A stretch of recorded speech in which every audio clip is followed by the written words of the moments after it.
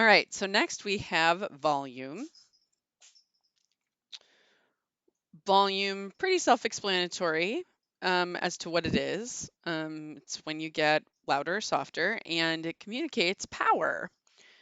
Um, it's very tempting to think that volume, it's just the louder you get, um, the um, the more powerful you are, but there's a much more complicated relationship than that. We do often get louder in order to be heard. Um, and but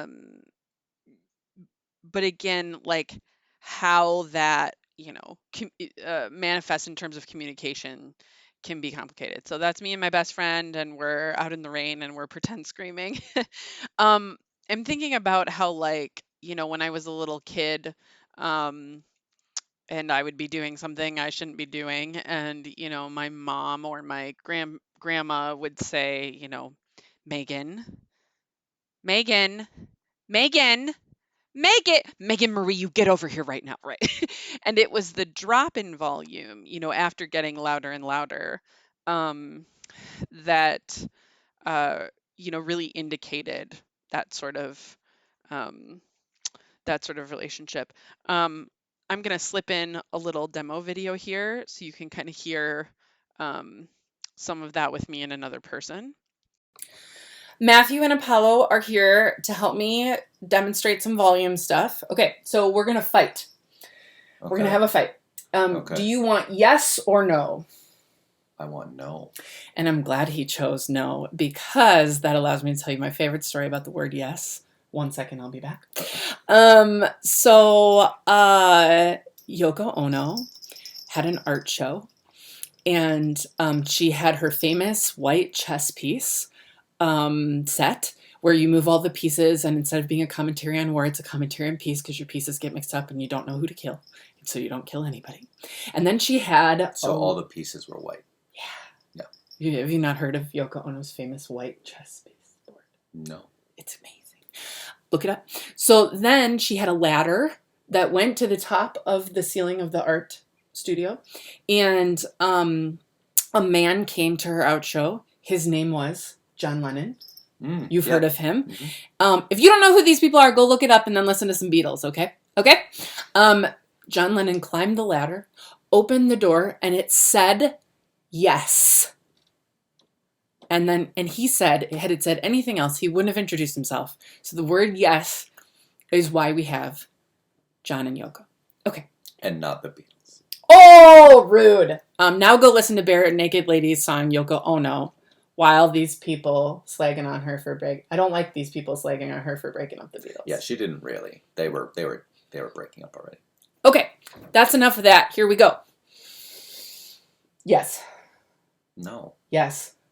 No. Yes.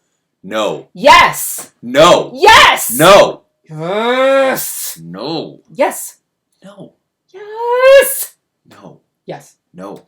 So it is tempting to think that as one gets louder, they get more powerful. But you can see that also the change in volume matters, right?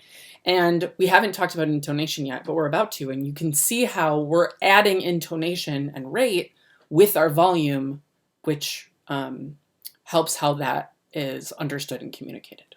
Okay? Anything else? No. Yes. Okay, so do we have any quiet people? People who have a hard time being heard?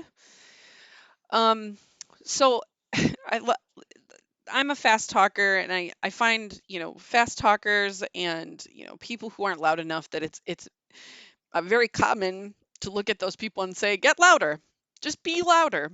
And that's kind of like saying, grow taller, just grow taller.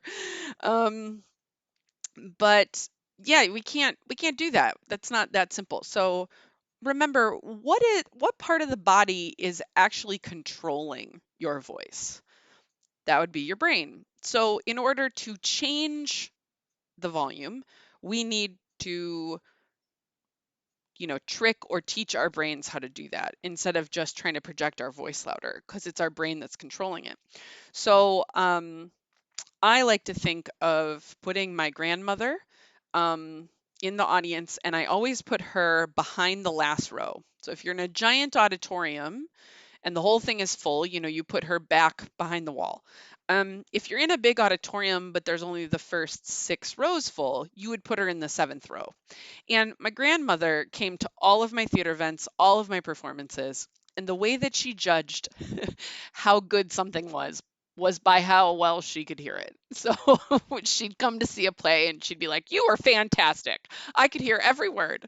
That one girl wasn't very good, and it was like the best actress in our program, but she couldn't hear her well enough, so she wasn't good enough for grandma."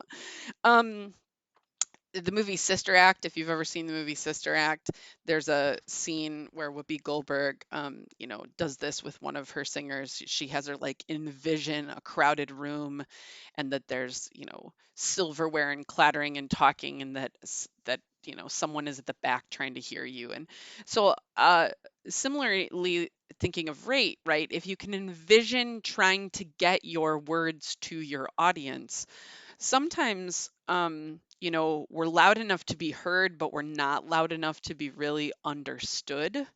Think about like in the grocery store where you can hear that there's music playing and you can hear what it is, like you can hear it, but it's not loud enough for your brain to really process which song it is.